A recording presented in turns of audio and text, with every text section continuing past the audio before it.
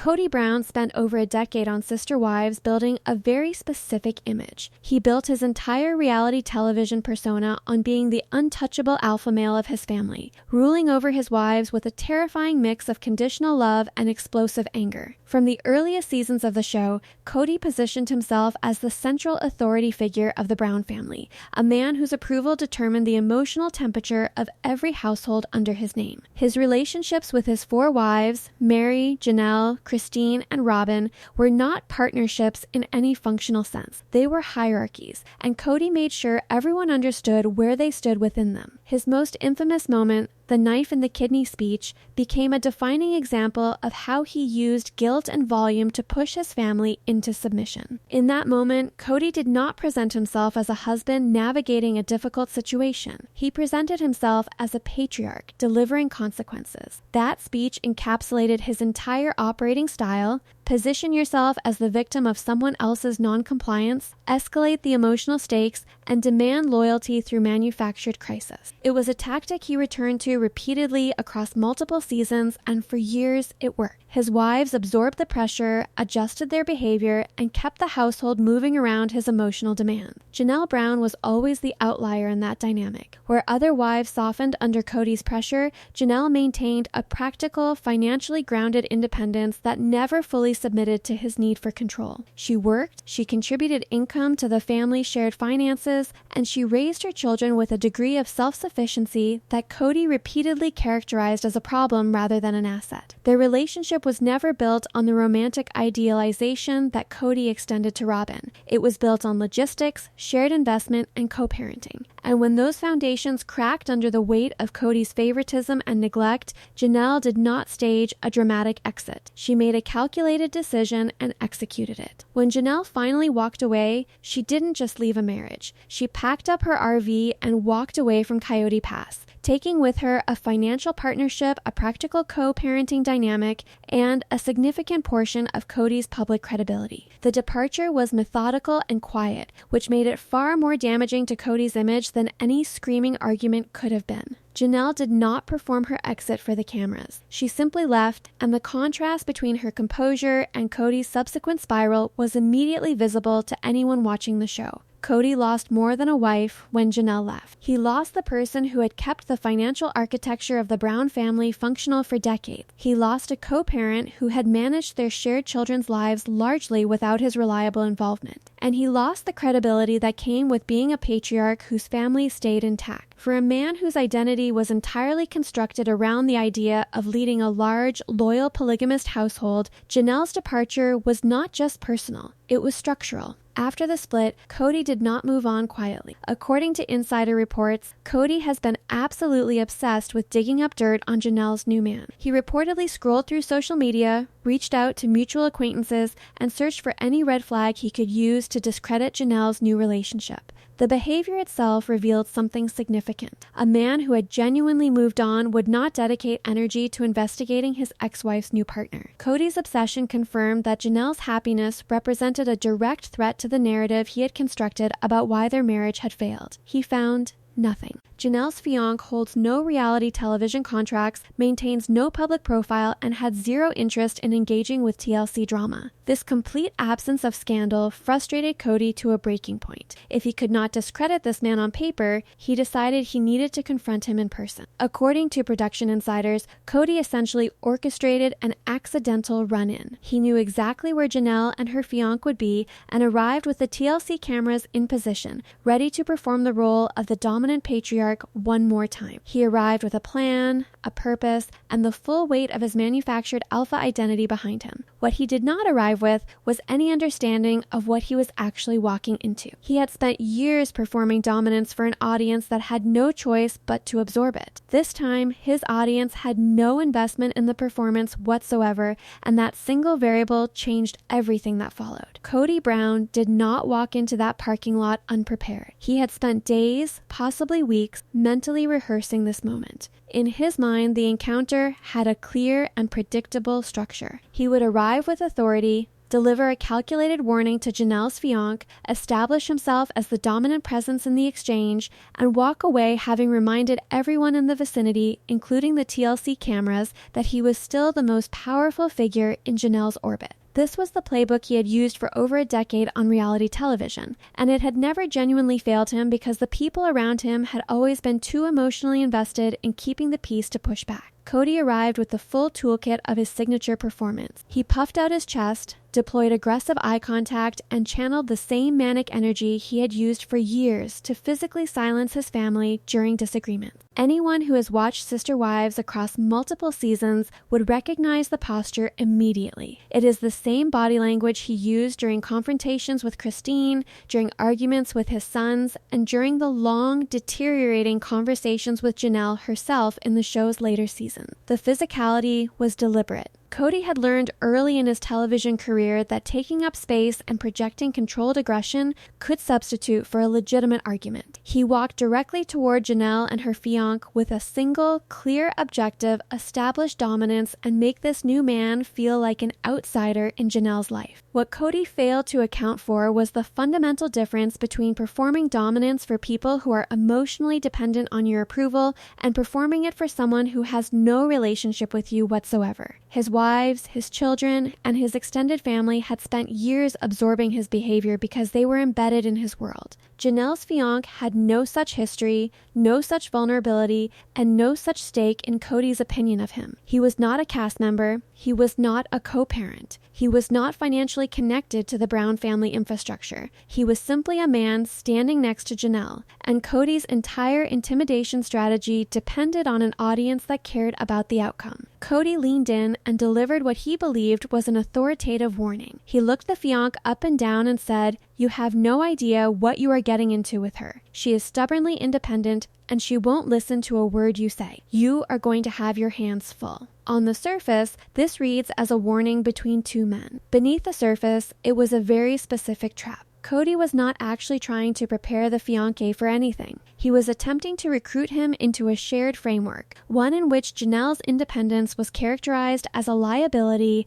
and Kody's years of struggling against it were reframed as evidence of his patience and strength. He expected the fiancé to nod along, to perhaps exhale in commiseration, and to signal through his reaction that managing Janelle was indeed a burden that only a certain kind of man could shoulder. This is the same rhetorical move Kody had attempted with his sons, with extended family members, and with TLC producers on multiple occasions. He would frame Janelle's self-sufficiency as stubbornness, her financial independence as defiance, and her refusal to submit to his authority as a character flaw. The framing was designed to make Kody appear long-suffering and Janelle appear difficult. For years, this narrative had enough traction within the show's editing to create genuine audience debate. But delivering that same narrative to a man who had chosen Janelle specifically because of the qualities Kody was describing as problems was always going to produce a different result. Instead, the fiancé responded in a way that Kody had no playbook for. It was a soft, genuine, pitying chuckle, not theatrical, not aggressive, not the kind of laugh designed to provoke a reaction, the kind of laugh that communicates total indifference to a perceived threat,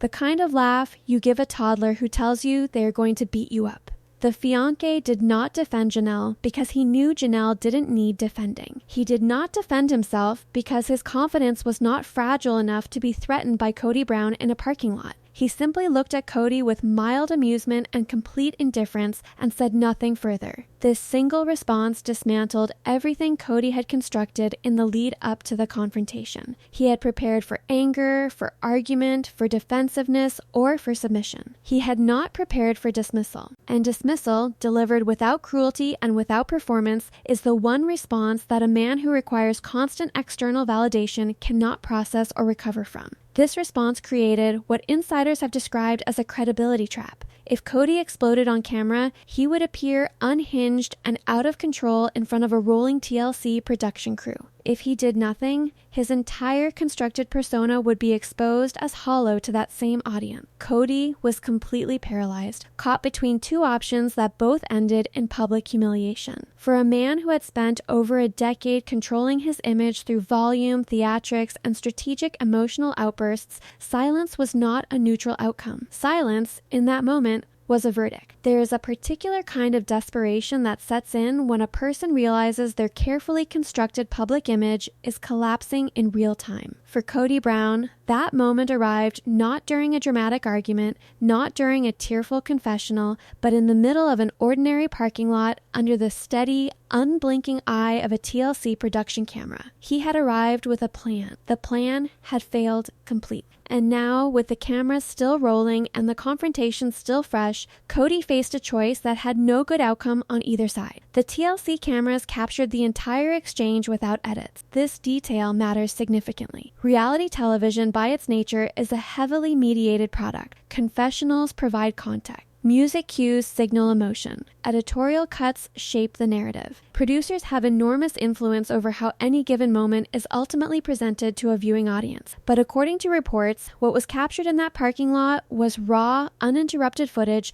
with no dramatic music cuts and no confessional breaks inserted to dilute the tension. It was simply two men standing in a space, and everything that happened between them was visible without the softening buffer of post-production intervention. According to reports, a brief clip allegedly surfaced on TikTok and accumulated millions of views overnight. The speed of that response was itself a data point. Audiences did not need context or backstory to understand what they were watching. The dynamic between the two men was immediately legible to anyone who saw the footage. Comments poured in from viewers who had followed Sister Wives for years and from people who had never watched a single episode. The parking lot exchange had become its own standalone event, separable from the show's history and comprehensible on its own terms. Body language analysts who reviewed the footage identified a clear and consistent contrast between the two men across the entire duration of the clip. Kody displayed rigid posture, flaring nostrils, and a desperate need to maintain eye contact. The physical hallmarks of someone who is working very hard to project authority they do not actually feel secure in. Every element of his body language required active effort.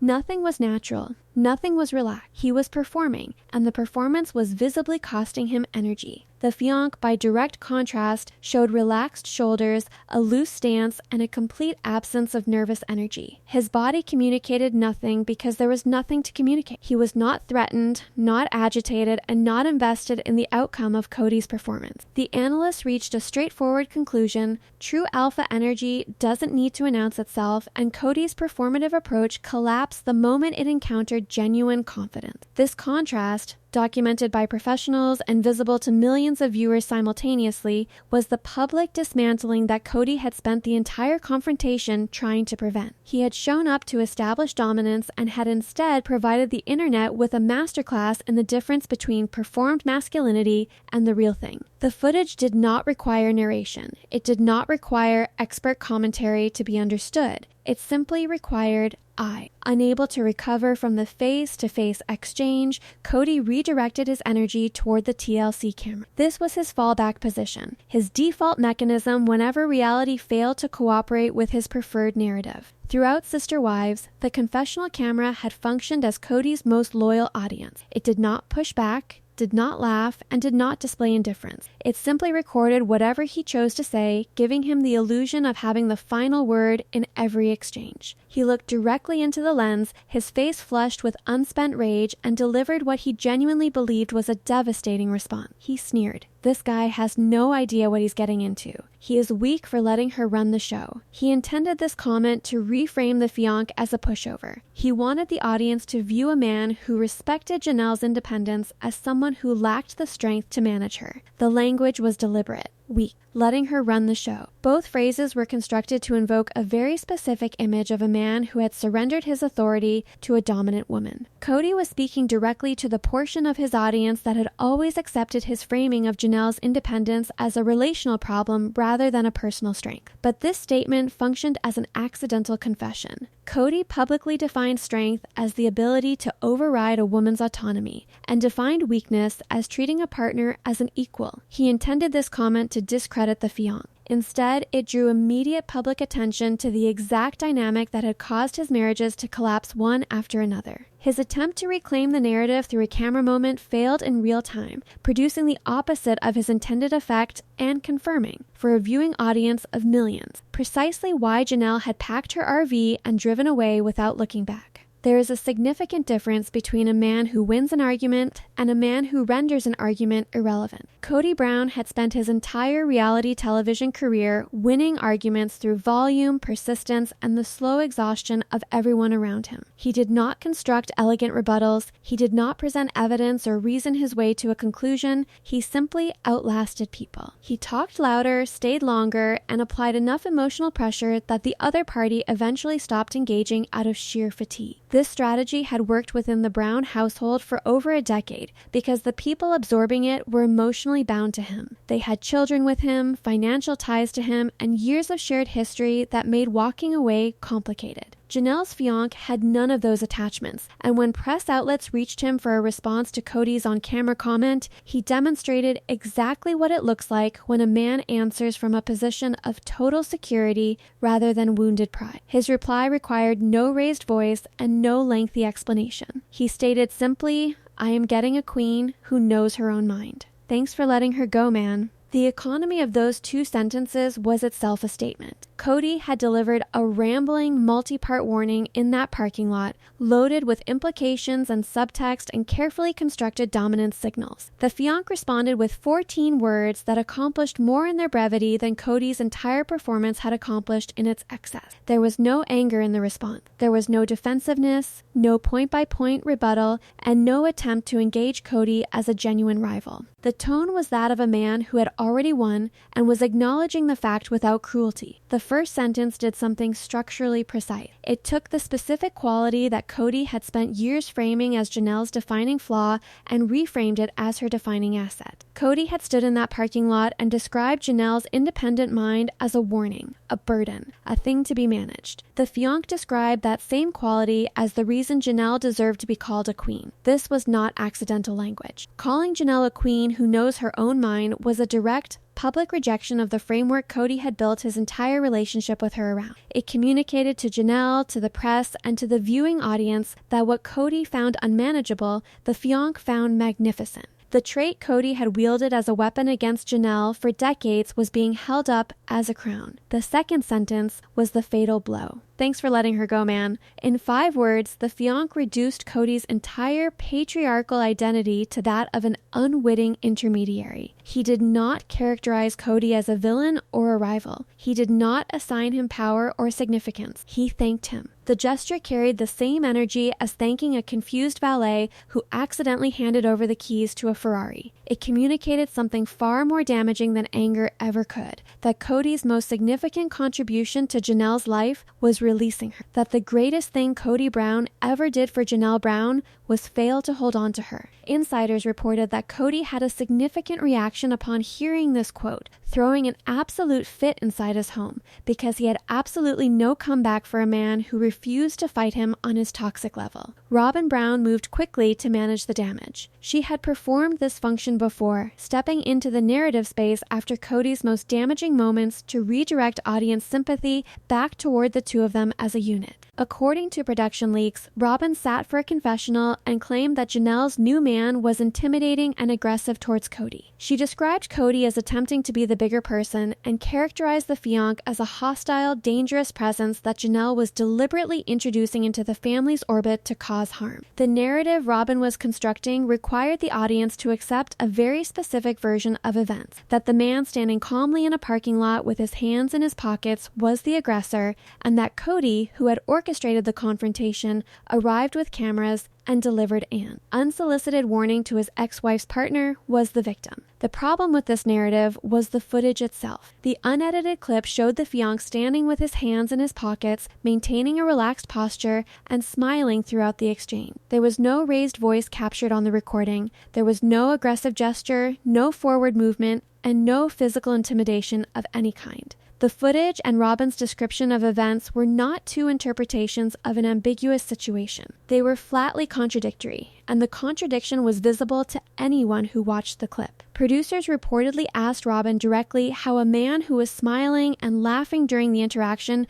could be considered a physical threat to Kody's safety. Robyn reportedly struggled to answer the question and pivoted to describing a spiritual or emotional threat rather than a physical one, speaking in circles about Kody's spirit being attacked and his emotional safety being compromised. The pivot revealed the weakness of the original claim. When the physical evidence does not support the argument moves to territory that cannot be verified or disproved. But Robyn's attempt to relocate the threat from the physical to the spiritual did not land with the producers, and it did not land with the audience that had already watched the footage independently. The attempt to spin the story collapsed under the weight of the footage that contradicted it at every point. What Robyn's confessional ultimately accomplished was not the rehabilitation of Kody's image, but the confirmation of a pattern that Sister Wives viewers had been documenting for years. When Kody fails publicly, Robyn manufactures victimhood. When Kody's behavior produces consequences, Robyn reframes those consequences as attacks. The strategy had worked within the controlled environment of the show's editing structure for multiple seasons, but in the presence of unedited footage that millions of people had already seen independently, the strategy did not just fail. It made everything significantly worse, exposing the thematic hypocrisy at the center of their relationship for an audience that was no longer willing to give either of them the benefit of the doubt. Public humiliation has a way of clarifying things. When the confrontation in that parking lot concluded and the footage began circulating, the conversation shifted quickly from what Kody Brown had said to what the people closest to him actually thought about it. And the most consequential fallout from the entire exchange had nothing to do with internet commentary, body language analysts, or Robyn's failed confessional. It came from the people whose opinions Kody had spent years insisting he valued above everything else, the people he described as his legacy, his purpose, and the living proof of his patriarchal identity. It came from Janelle's sons, Garrison, Gabriel, and Hunter. Their relationship with Kody had not deteriorated suddenly or without documentation. It had eroded across multiple seasons of Sister Wives through a sustained pattern of conditional engagement, unreasonable demands, and the consistent prioritization of Robyn's household over every other family unit under the Brown name. Kody had demanded that the boys apologize to Robyn for perceived slight. He had issued ultimatums that forced them to choose between maintaining a relationship with their mother and meeting his requirements for access to him. He had framed his own withdrawal from their lives as a response to their behavior rather than acknowledging it as a choice he was making. He had, in the most direct terms available, told his sons that his love and presence were contingent on their compliance, and when they declined to comply, he treated their absence as a betrayal rather than a consequence of his own decision. This is the background against which the parking lot footage landed when Garrison, Gabriel, and Hunter encountered it. According to production sources, the boys were either present during the standoff or were shown the raw, unedited footage shortly after the exchange took place. Reports state that the boys were absolutely mesmerized by how the new fiancé handled Kody. This response requires no elaboration to be understood. These were young men who had spent their formative years learning to navigate their father's volatility, watching adults around them contort their behavior to manage his emotional state, and absorbing the message that masculine authority expressed itself through dominance and the threat of withdrawal. Watching a man dismantle that entire framework by simply refusing to engage with it was not just satisfying, it was instructive. What the fiancé demonstrated in that parking lot was something Kody had never modeled for his sons across their entire upbringing. He demonstrated emotional regulation. He demonstrated that a secure man does not need to raise his voice to hold his ground. He demonstrated that genuine confidence does not require the submission of the people around it to sustain itself. He demonstrated in under 30 seconds the exact kind of mature and grounded masculinity that Kody had spent years performing without ever actually possessing. For young men who had grown up believing that the version of manhood Kody projected was the standard, this was a significant recalibration. Sources indicate the boys stated clearly and within earshot of crew members that they hold more respect for the fiancé than for their biological father. The significance of this statement cannot be overstated in the context of everything Kody had built his identity around. Respect cannot be demanded. It has to be earned. Kody had demanded it for decades, from his wives, from his children, from extended family members, and from the viewing audience. He had constructed an entire patriarchal architecture designed to produce respect through hierarchy and obligation. And his sons, the young men who were supposed to carry that architecture forward, were publicly aligning themselves with a man they had known for a fraction of the time, because that man had earned in one interaction what Kody had failed to earn in a lifetime. The fiancé reportedly listens without interruption, engages Janelle's children as equals, and does not deploy affection as a conditional reward. He does not demand that the boys call him sir. He does not require apologies. He does not use his presence as leverage. He simply shows up, consistent and secure, and offers a stabilizing dynamic that stands in direct contrast to everything the boys experienced growing up in the Brown household. For Garrison, Gabriel, and Hunter, publicly aligning themselves with the fiancé was not a performance. It was a conclusion reached through direct observation and lived experience. The interaction itself ended with a gesture so simple and so precisely calibrated that it has since been analyzed as the defining moment of the entire exchange. The fiancé calmly reached out his hand toward Kody. Kody, completely caught off guard by the civility of the gesture after the tension of everything that had preceded it, instinctively took it. The handshake was brief, polite, and entirely without warmth, the kind exchange between strangers completing a transaction. There was no aggression in it and no performance. It was the physical manifestation of indifference, the gesture of a man who was concluding a conversation that had never mattered to him in the first place. By initiating the handshake, the fiancé took complete control of how the interaction ended. He did not wait for Kody to signal that the exchange was over. He did not give Kody the opportunity to land a final verbal point or escalate the tension into something that would require a response. He simply ended it, on his own terms, with a gesture that communicated more than any argument could have. The conversation was finished, not because Kody had made his point, but because the fiancé had better things to do. Then came the moment that has since been described as the visual centerpiece of the entire confrontation. The moment their hands parted, the fiancé turned his back on Kody without hesitation and without drama. In the body language framework that Kody himself had always operated within, turning your back on an adversary communicates a single, unambiguous message: you are not a threat to me. I do not need to keep my eyes on you because you cannot hurt me. It was the physical equivalent of the fiancé's earlier chuckle, the same indifference expressed through movement rather than sound. The fiancé then placed a gentle hand on the small of Janelle's back, leaned in to say something that made her laugh brightly, and walked her toward their car without rushing and without looking back. They moved as two people who existed entirely within their own world, completely unbothered by what they were leaving behind. The camera held on Kody standing alone on the asphalt. His shoulders were dropped, his face flushed, his hands resting awkwardly on his hips as he watched Janelle and her fiancé move away from him. The man who had spent 30 years demanding submission from the people around him, who had delivered ultimatums to his sons and his wives, who had constructed an entire identity around the concept of patriarchal authority, stood in an empty parking lot having been dismissed by a man who never once raised his voice. There was no dramatic music. There was no editorial cut to soften the image. There was just Kody Brown, alone, watching the woman he had spent 3 decades taking for granted drive away with a man who was everything Kody had only ever pretended to be. The alpha male, completely silenced, without a single shot being fired.